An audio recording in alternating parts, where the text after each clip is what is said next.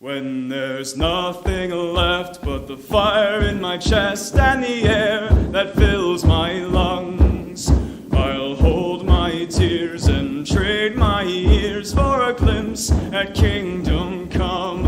On the other side of misery, there's a world we long to see. The strife we share will take us there to relief and sovereignty. Oh my God, we'll have our home again. By God, we'll have our home. By blood or sweat, we'll get there yet. By God, we'll have our home. In our own towns, we're foreigners now. Our names are spat and cursed. The headline smack of another attack, not the last and not the worst. Oh, my fathers, they look down on me. I wonder what they feel to see their noble sons driven down beneath a coward's heel. Oh, my God, we'll have our home again. By God, we'll have our home. By blood or sweat, we'll get there yet. By God, we'll have our... All right, everybody, I'm going to give you a little bit of an update as to what happened during Tiny Tusitala Toese, his hearing today regarding bail and pre-trial release. So I'm just going to go ahead and start off by giving you the numbers. His bail was set at $850,000. That is the amount that the state did not ask for. No. The state asked for no bail. And then, well, I don't want to get ahead of myself. So that is what his bail currently is. So if you want to help him out, if you want to help get Tiny out of jail, please donate right here. Go to this website and donate, and we will hopefully be able to get him out of jail fairly soon. We already have a pretty good amount in there, but we still need tens of thousands of dollars to get him out of jail. So if you can find it in your heart to do that, if you can find it in your heart to help get a man who has put his life on the line countless times, who has been assaulted, who has been defamed, who has been the target of political persecution and prosecution, if you want to help get a true patriot out of jail and help him out, go right here and let's get this done. All right, so while I was in the hearing today, I'll just go ahead and just lay it all out. I took a bunch of notes, so I'll be kind of cutting in and out here and there. You'll see me kind of like jolt a little bit, and that's just because I want to make sure that I get as much detail into this thing as I possibly can, because this is some pretty important stuff. So first things first, at the very beginning of the hearing, the judge pulls the lawyers into the chambers where they had a little conversation about some stuff, which we'll get into later on. And then the prosecution puts out their request to make sure that there's no bail. And they go through their, the laws and everything. Like this is what constitutes us to be able to ask for no bail, and essentially saying that Tiny was a violent felon, and the charges are violent crimes, and so therefore they should be able to just completely avoid bail by all means. And so we'll get into that, to the hearing, to their argument, and so on. But anyway, so they start off by talking about the laws and everything, and they show a couple videos or pictures of the events of August 22nd, where the Patriot crowd started, where the Antifa crowd staged and then marched in. They showed the map of the area, the couple blocks that are right there, and then they ended up calling a witness who happened to be the lead detective on the case. And one thing that I want to definitely make note of was that the detective said that he was on part of a mass arrest team that was monitoring the event on 8/22, on August 22nd. So first of all, I just want to stop right there and point out that there was a mass arrest team that had a whole bunch of monitors that were watching, all the live streams. They were watching city footage, city CCTV cameras and so on. They were watching what was going on and transpiring that day. They were fully aware of everything that was going on. I'll say it one more time. The city of Portland, the law enforcement in the city of Portland were fully aware of what was happening on August 22nd. They knew that Antifa came. They knew that Antifa traveled all the way across the city. They knew that Antifa parked at Park Rose High School. They knew that Antifa marched the quarter of a mile or so down to where the Patriot crowd was having an event. They knew that Antifa attacked the crowd. They knew that... Oh, wait. I'll get to the rest of that. Anyway... So the prosecution's talking to the detective here and there and asking him these questions and trying to paint this picture that Tiny was the ringleader for the entire crowd, that Tiny was giving people orders, that Tiny was telling people what to do and to go attack people. Unfortunately for the prosecution, the detective actually threw in during his answering that Tiny actually told people to stop and to come back and to not engage. Even when the van came in, the detective stated that Tiny said, "Hey guys, just leave them alone. They're not worth the time," and so on. And then when the altercation began and Tiny actually ended up going up to the street, the detective stated that Tiny was saying, everybody come back and guard the stage. Everybody come back, stop going forward. Everybody come back. So the detective says this.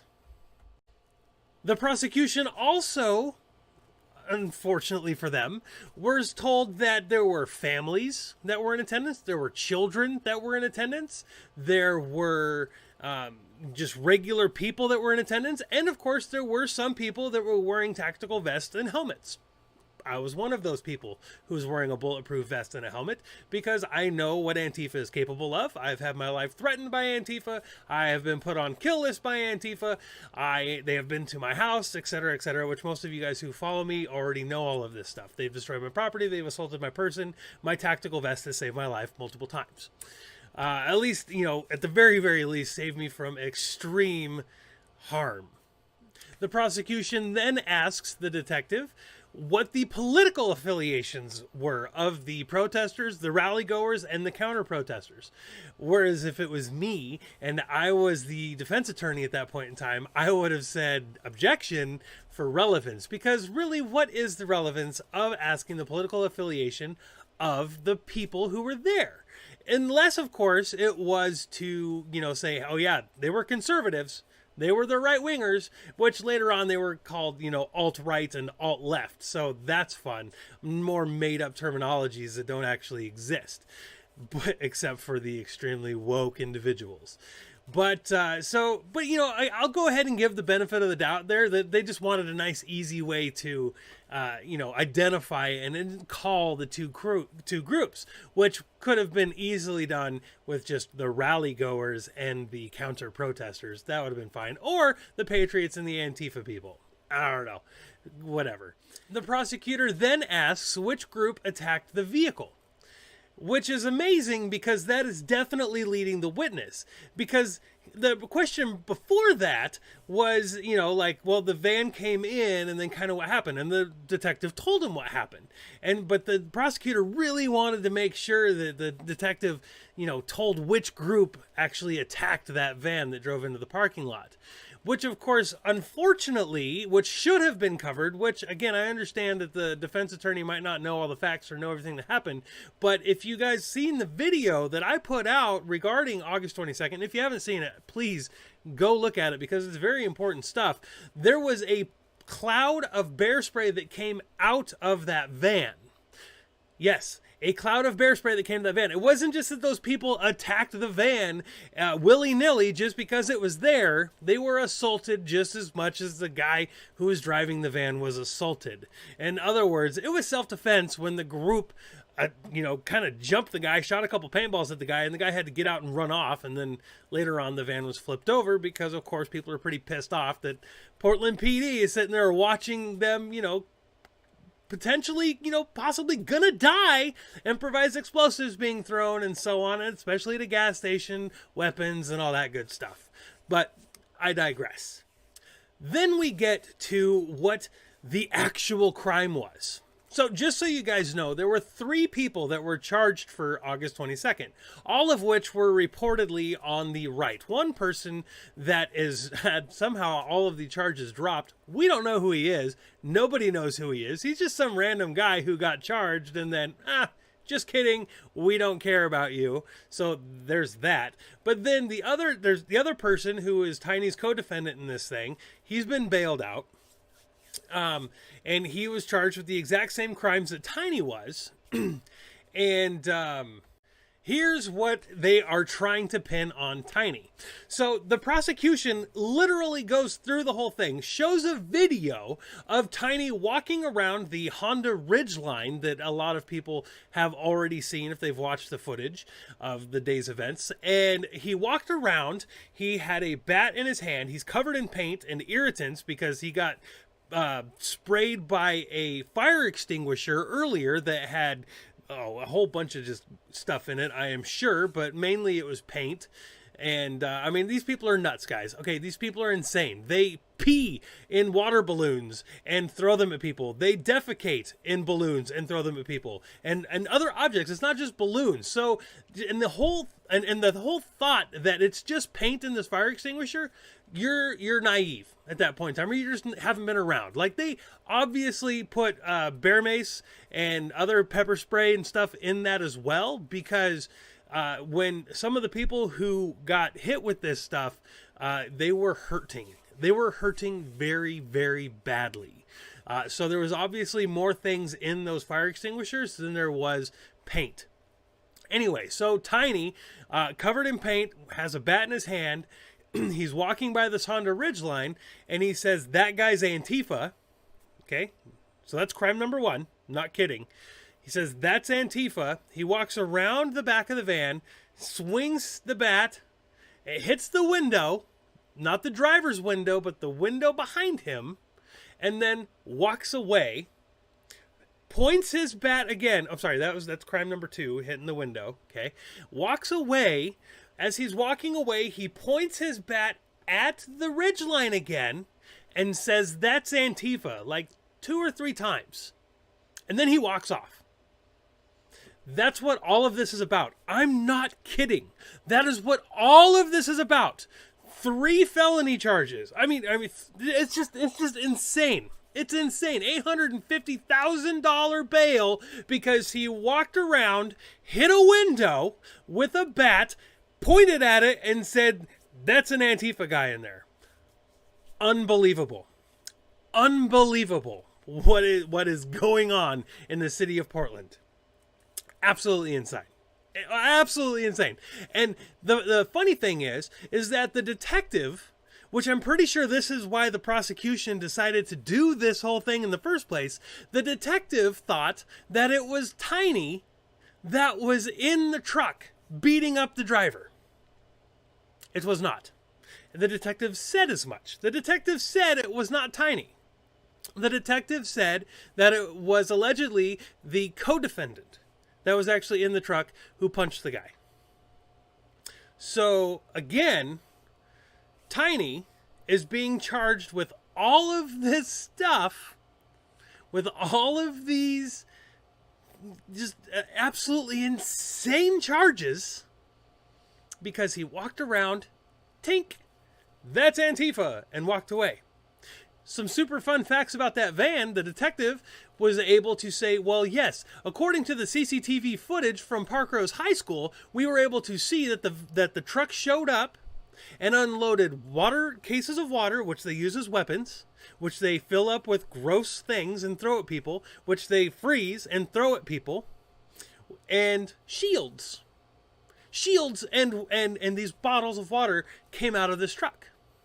So the truck was part of the crime that was taking place, part of the attack that was taking place, and it got a window broke out. And the dude who was inside, who got punched out and pepper sprayed and had paintballs shot at him, ooh, paintballs, he ended up walking away, and nobody chased him or followed him. Crazy, crazy, crazy.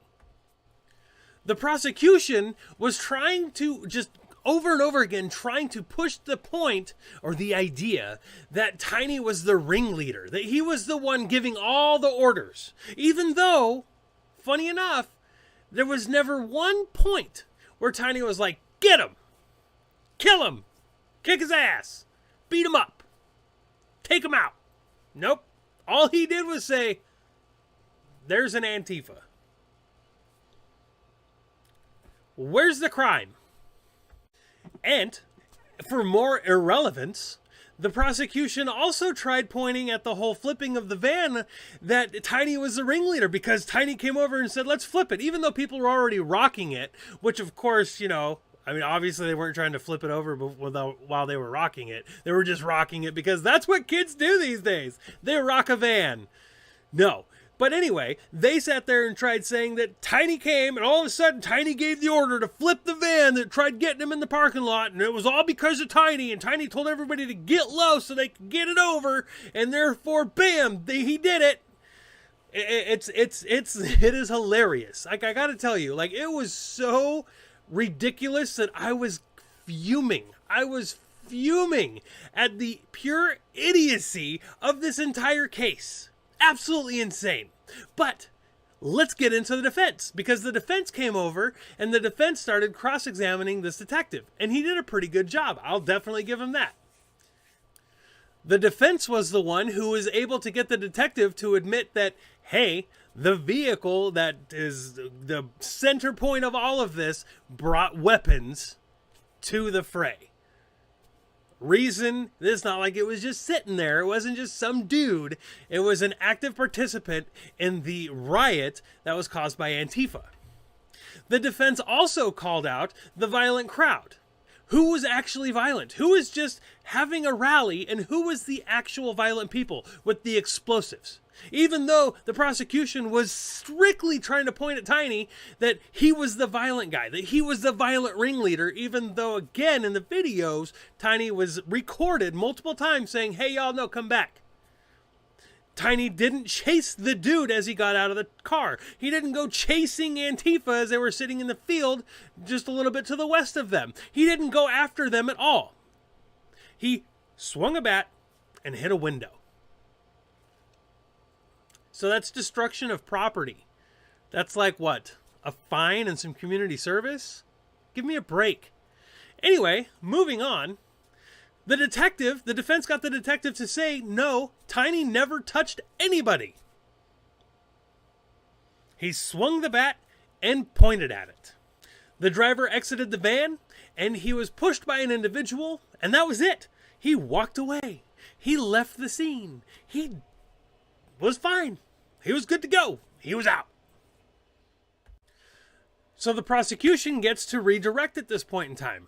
And the prosecution asks the detective if the people were following his orders. And the detective straight up says, well, I mean, some people did, but there were independent actors. In other words, no, not everybody followed Tiny's orders. I yelled some stuff. Everybody yelled some stuff.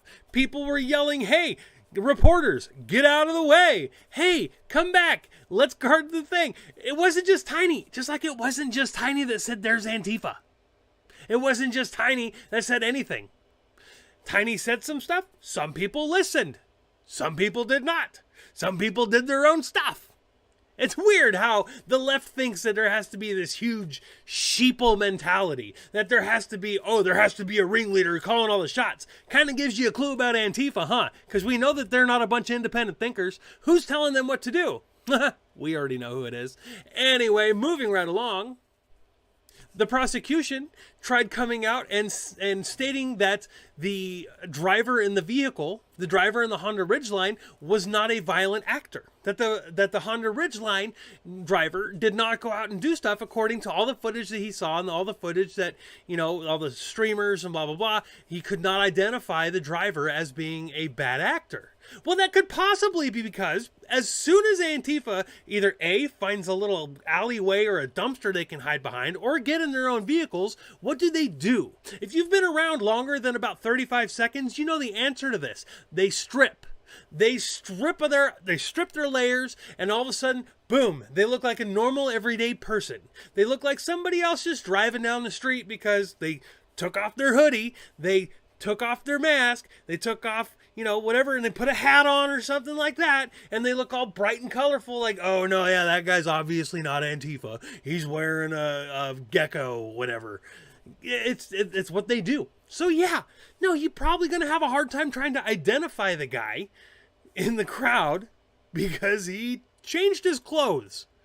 They all do it. We've seen them do it. We've recorded them doing it. The guy who shot Tiny did it. We watched him do it.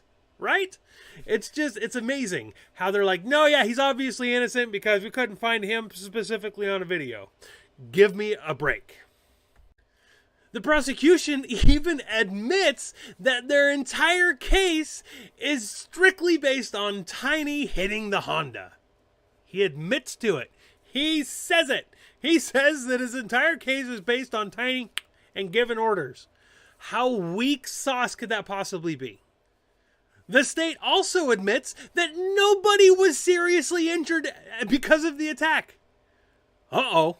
Well, there goes all of the felony status. There goes most of the assault charges because nobody was seriously hurt as a result of his actions. Nobody, he didn't touch anybody. He didn't hurt anybody. This is the prosecution. This is the state admitting this to the world.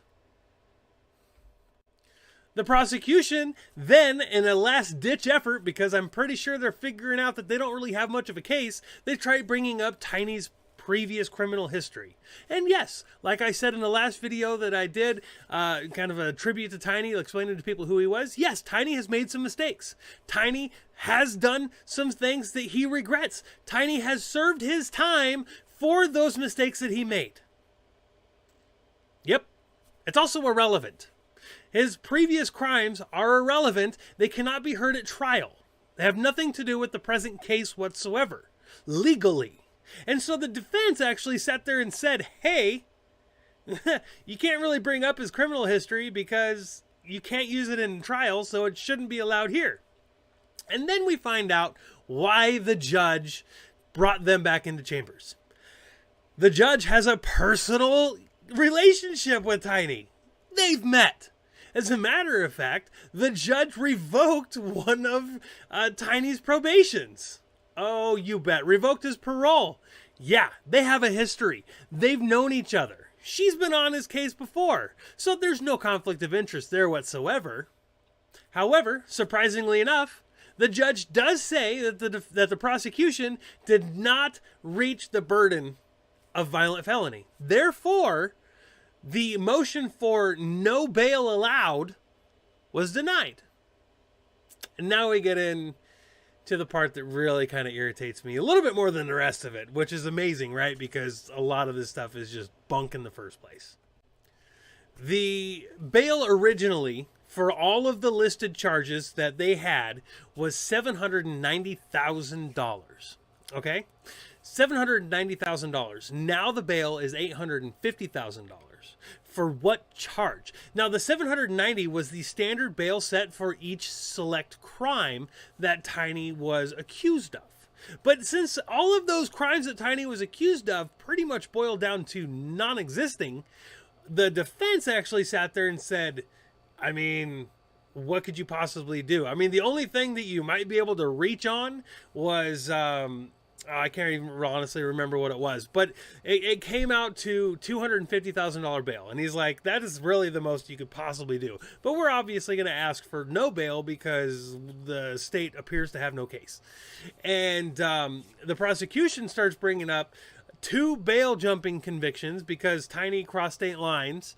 And because he lives in Washington and his thing was in Oregon. So, I mean, that was stupid. But then they try bringing up this one that was absolutely ridiculous. So 2 years ago, I believe, Tiny went to American Samoa. That's his home. He was raised there. He lived there for the first 18 years of his life. And they did a secret indictment just a few days before Tiny left. Now, he bought the tickets a long time ago, way in advance. He had no idea because it was a secret indictment. And when he came back, and they tried accusing him of fleeing the country. No joke. Tried accusing him of fleeing the country. He had no idea that he wasn't supposed to leave the country. As a matter of fact, he was allowed to leave the country. Crazy how that works. There was nothing that would ever let him think that he wasn't allowed to leave the country. When he got back into the country, he was met by U.S. Marshals at the gate, and he was arrested and brought in. The prosecution tries using that to show that he's a super duper flight risk, that he would not be allowed, that he'd try to flee the country again if they were to let him out on bail. Well, Tiny has grown up a lot in the last few years since his earlier transgressions, and it's just ridiculous how they were trying to make that happen. The judge even said, no, you can't use that because he didn't know. And there was no legal way that there was no legal thing stopping him from going to American Samoa. Like, that's just ridiculous. You can't do that. But then the prosecution goes on to say that his support group, me, you, everybody who's ever stood with Tiny or Tiny's ever stood with, well, we're all a bunch of criminals too. I'm sorry, he didn't exactly say that, but he said that we all enable and support his criminal behavior. So yeah, pretty much we're all criminals too.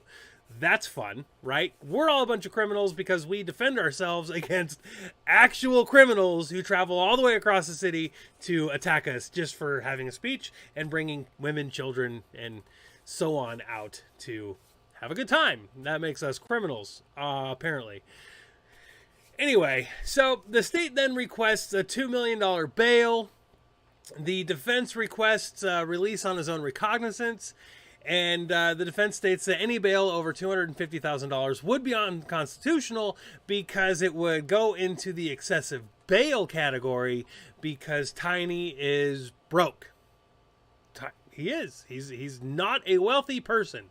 Tiny does not have a lot of money, and therefore excessive bail, the limit for excessive bail would be considerably less than, say, I don't know, Bill Gates. The prosecution then says that even though Tiny may be poor, he has a large network that will raise the funds for him. To which the judge replied, well, it's really kind of irrelevant because it has a lot to do with him, Tiny, instead of his family or friends. If the courtroom would sit there and just look at, okay, well, so we have Joe Schmo here, and Joe Schmo has a really rich uncle. Therefore, we have to make the bail super expensive there because even though Joe Schmo might be a homeless drug addict off the streets, his rich uncle might pay his bail, and therefore we've got to make it super high. Like, it's genius. Good job.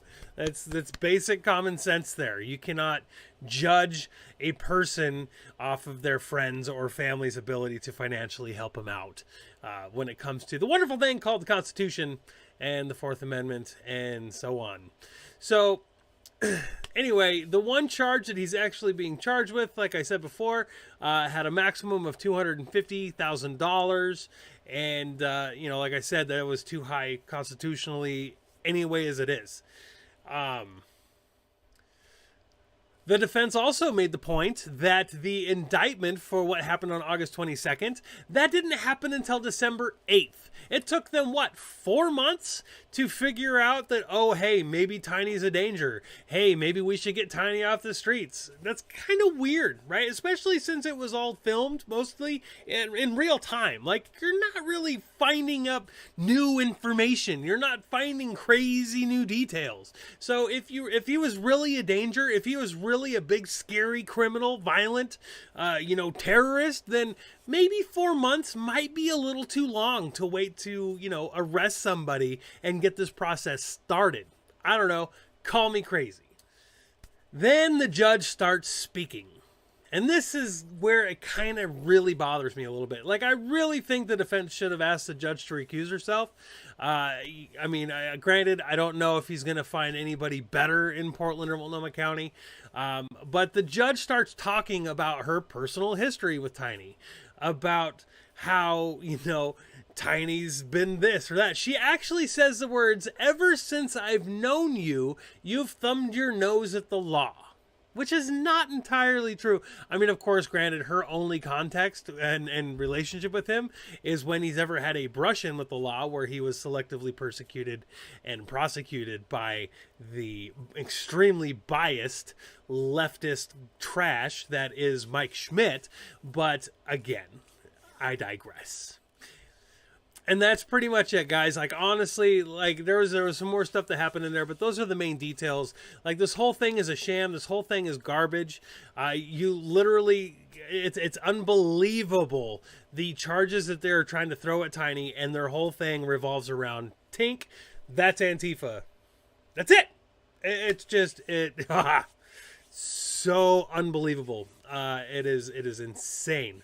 So, you know, if you guys, I mean, this is blatant, right? Like, nobody can deny that this is blatant political prosecution. This is politically motivated, political targeting of a district attorney who has gone on Twitter and bragged about it, who has gone on Twitter and made statements, public statements, about how happy and excited he is that, you know, yay, we got Tiny, and, you know, we're going to go for no bail, guys. Yay, getting this bad guy. But that's all they got is Tink, and walked away. That's Antifa.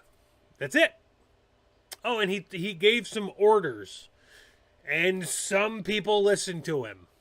That's it. That's their entire case. So if you believe in justice, if you believe in the rule of law, if you believe in equal justice for all, if you believe that a person should not get 10 years for shooting two people with paintballs as they're throwing bricks into a crowd of people, if you believe that hitting a car with a bat shouldn't get you 10 years as well, then check this out. Go to this website. Please donate if you can. We got to get this guy out. If we keep him in there, if he stays in jail, this is going to drag on forever. They're going to do it. They're going to do everything they can to keep Tiny off the streets. They're going to do everything they can to keep Tiny quiet and muzzled. They're going to do everything they can to keep him down. They don't have a case. They don't have a case whatsoever. They have nothing. There is no actionable anything. If they would have said destruction of property, maybe you got a case, but that's not on there. That's not on their list of crimes. There is no possible way that he can be found guilty. None. And so he will be rotting away in Multnomah County Jail until we can get him out of there. Until enough of you go here and donate to get him out. I'm asking you guys. I'm begging you guys to help this patriot out. This man who has stood for you. This man who has put everything on the line, his life on the line, to stand for freedom of everybody, regardless if he agrees with them or not, regardless of whether or not they're on the same team. He doesn't care. He's never cared. He has always stood up for other people's rights to speak freely without fear of being assaulted. He has stood for every single damn American in this country, even the fascist left, who want to use violence and the law to silence those that they oppose. He needs your help. We need your help. So please, help us out. Go here, hit the donate button, and let's get our brother out of there. Because we need it. I can't be canceled, there's no way that you can stop me. Fully independent, there's no label who can drop me. Y'all been starting rumors, let me help you with some. Can't cancel me, my life is scandal free. There ain't no sponsors taking losses cause the brand is me. My hands are clean, my family and my fans agree. Y'all can't cancel me for facts because you're mad and weak. I don't care if you mad at me. okay? Go ahead and change the channel.